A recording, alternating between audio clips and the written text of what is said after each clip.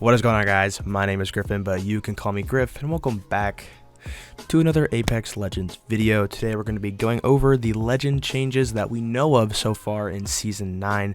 But before we get into that, if you like Apex Legends content, if you're excited for Season Legacy of Apex Legends, make sure you subscribe and hit the bell to not miss an upload from me. I'll keep you updated. Don't worry about it. We do have some patch notes coming out the 29th, I believe, or the 30th. That is the end of this week.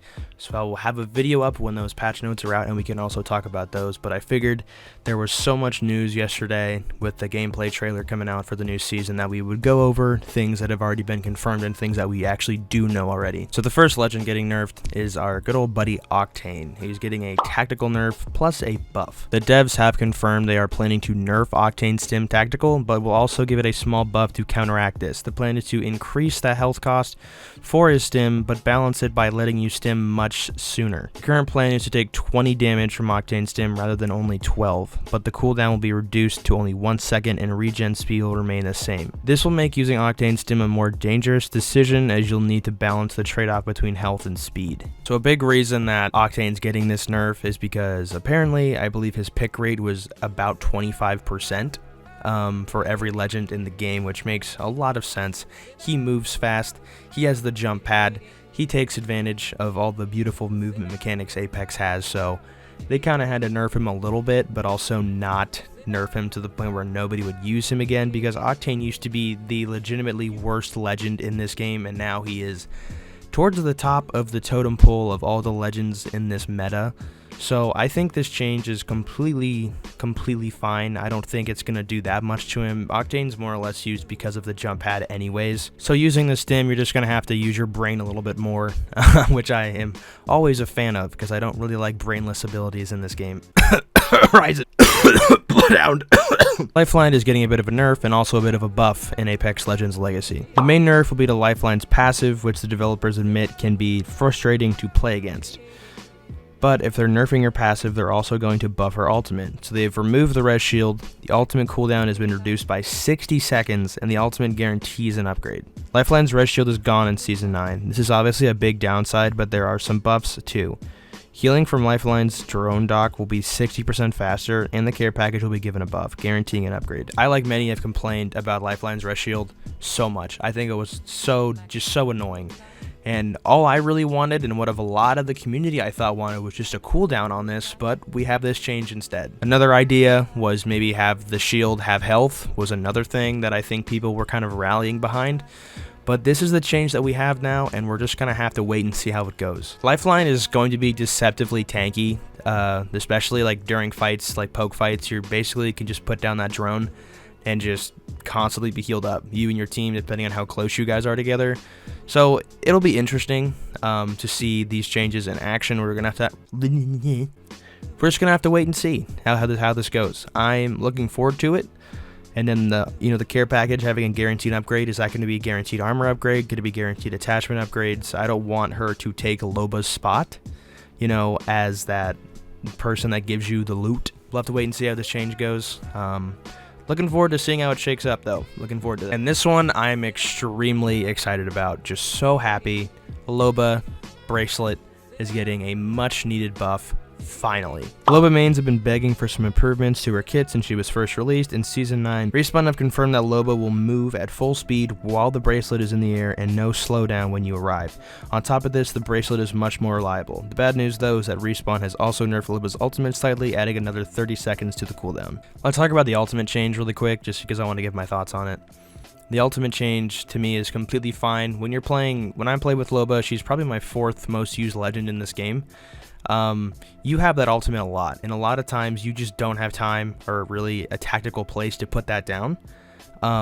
It's good in early game if you have it, to be able to just, loot an area really quickly, grab whatever you can from it, and then keep moving on and rotating to the next spot you're trying to go to. She's good for that.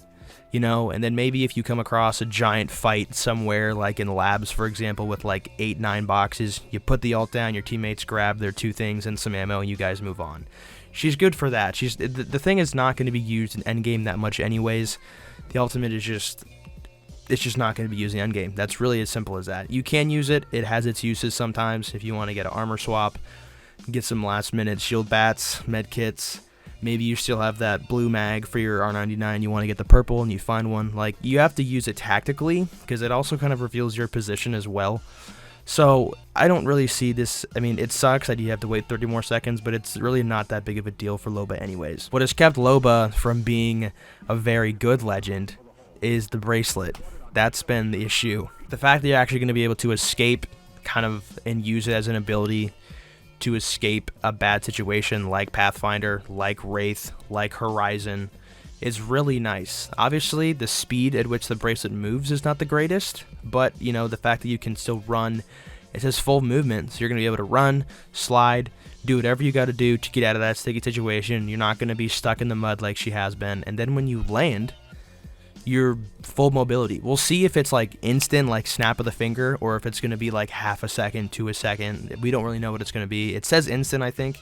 It says no slowdown when you arrive. There's going to be some sort of animation, even if it's like less than half a second, but she can use the bracelet offensively now too if she wants. If you know, your team has really good position and you have somebody weak, you know, if you just throw that bracelet, you know, in front of somebody, you're going to be able to, you know, spawn in and shoot immediately instead of waiting that 1 to 2 seconds where you're going to lose your entire shield and health and go down. So Loba's going to be, I don't know, I don't want to say she's going to be meta or anything, but she's definitely going to be a lot better and I think a lot more used with that bracelet being changed. I am just looking forward to that so much. Oh, it's been so long since that bracelet has... We've had, what, Season 5, 6, 7, 8, and... Yeah, so 4 seasons of that bracelet being just really, really inconsistent. And it's finally, you know, it's going to be a lot better. It's going to be faster, and I'm just looking forward to it. What can I say? And our favorite space scientist, Horizon, is going to be getting a nerf in Apex Legends Legacy. Horizon has been getting cut back constantly after she released Very Strong.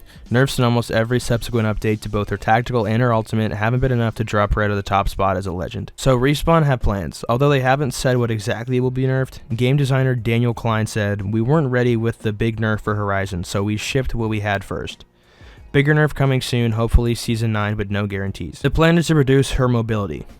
"We're just reducing how quickly you can wiggle back and forth as you go up her gravity lift to make tracking her a little bit easier. It's possible that Horizon escapes this big nerf at the start of Season 9, but expect it at some point." Look, I'm going to be the first one to say it. If you're just nerfing like the strafe speed of when she's on that tactical, I don't think much is going to change. Like, okay, it sucks that you can't, you know, move on top of that and get shot. I mean, I've seen that before, you know, very insane and very gifted players can strafe on top of her, you know, tactical and shoot down, but she's still going to be effective. Like, she's still going to be top tier, absolutely, if that's the only thing they plan to nerf. Like, yet again, I'm not a game dev. I don't have any other ideas as to what they could nerf. The ultimate's really strong with grenades and you team up with your team, so maybe a little more of a cooldown on that wouldn't be terrible. I'm not sure what it is right now. If it's 3 minutes, then maybe don't touch that. But yet again, I have no other idea than as to how to balance her out more. I think the tactical, maybe you go up a little bit slower as well as nerfing the movement speed while in it. She's still going to be able to throw the tack down and get cool angles on, you know, your enemy team you're fighting and get knocks and things. So she's still going to be good, but this nerf, if it's just the wiggle, you know, like the strafe speed, I mean, like, I'm not a top tier player in the first place, so I don't see that as much, but I can see how that is. It's pretty busted. So when I have gotten strafed on that tactical, I can't track her. You can't track Horizon doing that. It's just so difficult.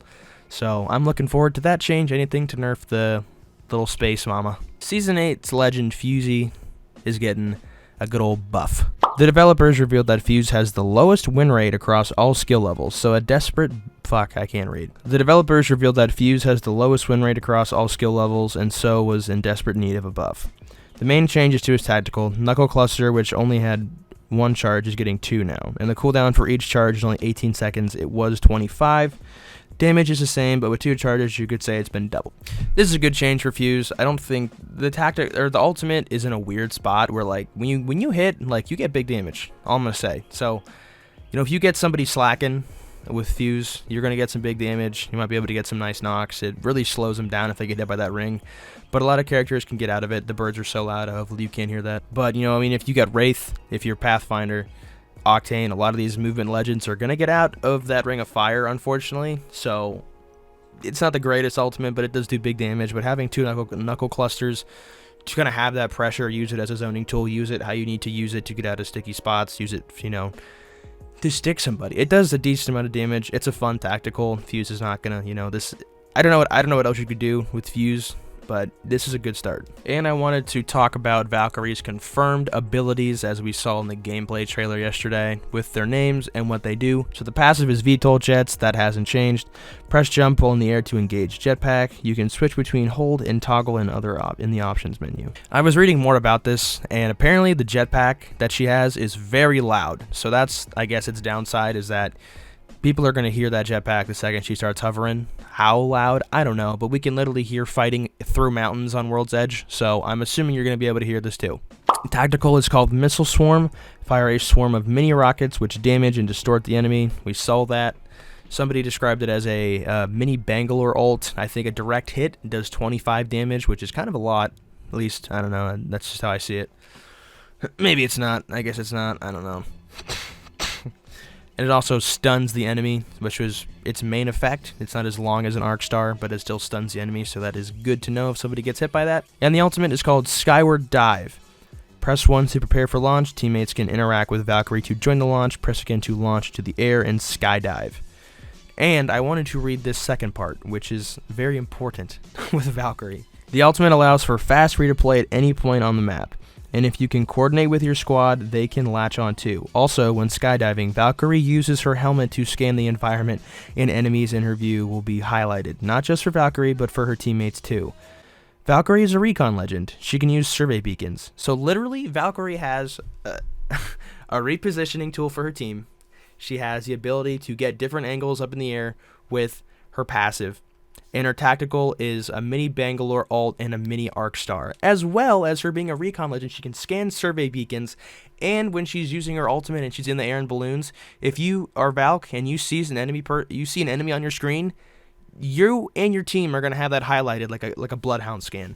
She is insane. She has so many things that she can do. She is, you know, I don't want to jump the gun, but she's 100% going to be in the top. She's going to be meta, bro. She has to be meta. She can do so many things. She can do so many things.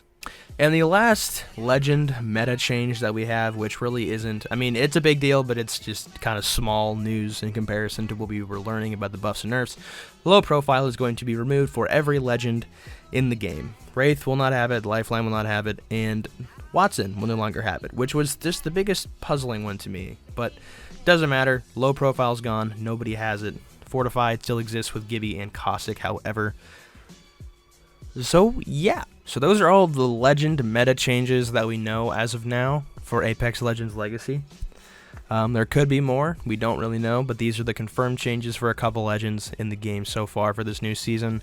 We have 1 week until this season launches, and this is going to be awesome, guys. I don't think you really understand just the gravity of everything this season is going to add. Arenas is going to bring a brand new scoop of players to play this game that have never played it before, and it's just going to be awesome, and I'm really looking forward to it, like I've said so many times already. Like I said, if you enjoy Apex Legends content, make sure to subscribe if you'd like. My socials will also be on screen and in the description. Follow those if you like as well. We're growing steadily on all of our platforms. I appreciate all the support and the love on YouTube lately, especially. I know you guys from TikTok are coming through and commenting. It's really cool to see you guys here, so thank you for that. But good evening, good morning, good night, whenever you're watching. Thank you so much. My name's Griff, and I'm out.